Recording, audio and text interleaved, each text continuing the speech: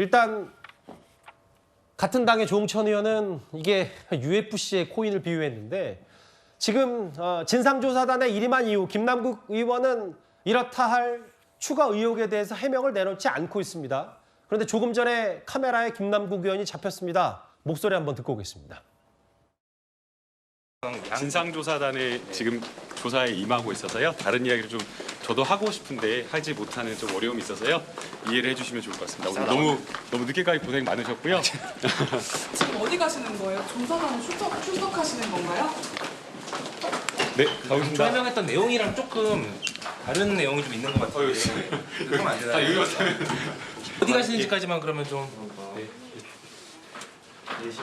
감찰 혹시 탈당 얘기가 나오는데 그에 대해서는 좀. 이게 안 돼가지고. 조금 전 국회에서 기자들 앞에서 짧게 밝힌 김남국 의원의 내용은 진상조사단이 가동이 됐기 때문에 본인이 지금 언급하는 게 어렵다, 적절치 않다 이 정도 수준. 뭐 탈당 얘기 혹은 추가 해명 없냐라는 질문에는 입을 닫았습니다. 근데 이제 사실 오늘 저 카메라에 잡히기 전에 김남국 의원이 또 다른 기자들과 어떤 얘기를 했냐면 하늘에서 떨어진 돈이다. 굴러 들어온 돈 없다. 그리고 특정 언론과 수사기관이 이 사건을 부풀렸다라고 했고 이 부분이요. 아까 저희가 쭉 얘기했던 상임위 중간에 코인을 거래하지 않았냐라는 의혹에 대해서는 거래 내역을 보는 중이다. 이렇게 얘기를 했어요.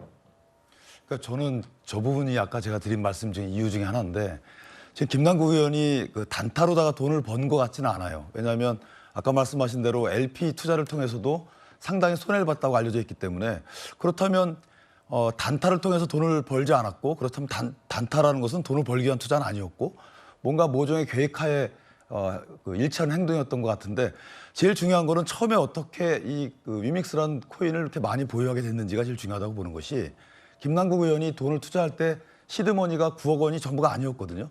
그렇다면 얼마를 투자해서 얼마를 번 것인지 그러니까 유믹스를 얼마 때 몇 주를 산 것인지에 대한 본인 소명이 필요한 거죠. 예. 그 뒤부터 어떻게 돈이 불려갔는지는 이제 그다음부터 해명이 되는 것인데 그 얘기를 안 하고 있어요. 그러니까 부동산 같은 경우에는 등기부등본이 있기 때문에 다 취득 시기부터 다 나오는데 이것은 그게 안 나온다는 거죠.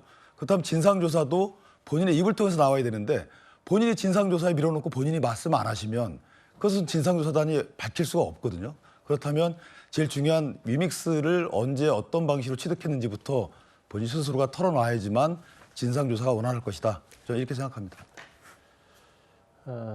글쎄요. 거래 내역을 보는 중이다. 이현정 의원님. 네. 거래 내역을 보는 중이다라는 건 뭐 받아들이기에 따라서는 워낙 많은 거래를 했기 때문에 본인이 상임위 때 코인을 거래했는지 안 했는지 모른다는 건지 아니면 본인도 좀 잘 기억이 안 나니까 이런 거래 내역을 다 들여다봐야 된다는 건지. 진실을 말을 못하니까 저는 이야기하는 겁니다. 왜냐하면 본인이 다 잘할 거 아닙니까? 아니면 아니다고 이야기하면 될 거 아니에요? 왜냐하면 본인이 그 시간 내에 뭘 했는지는 누구보다도 본인이 잘 알면 예를 그런 이 보도가 나오면 절대 한 적이 없습니다라고 이야기하면 될 텐데 지금 김남국 의원이 이야기하지 않고 있는 이야기들이 많습니다. 그건 뭐냐면 첫 번째로 처음에 투자할 때 위믹스를 어떻게 이 투자를 하게 되는지 아까 이제 주식 판돈 9억으로 했다고 그러는데 그것도 뒤에 말을 바꿨어요.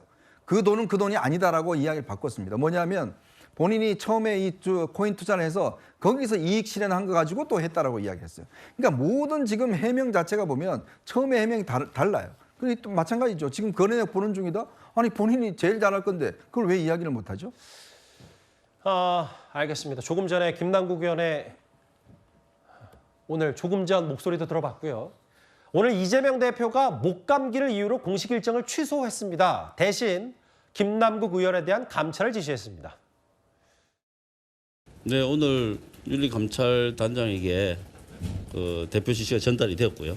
즉시 감찰 활동에 들어갈 것이라고 보고 있습니다. 품위 유지에 대한 부분, 주로 그 부분들을 보게 될 것입니다. 내용은 상임위 활동 시간에 가상자산 관련한 거래 활동이 있었는지 그런 부분과 연관된 그 품위 유지에 대한 문제가 추가될 것입니다. 직접적으로 하는 게 여러 가지 경위가 많이 있으니까 지금 현재는 조사 팁을 경유해서 그 의견을 듣고 있습니다. 오늘 감찰단 활동이 시작됐기 때문에 그 결과가 나오면 거기에 합당한 당의 대응이 있을 것이라고 생각합니다. 윤리감찰단에 넘어갔으니까 그 품위 유지 이용만으로도 징계가 가능할 수 있는 거죠. 그렇습니다. 예.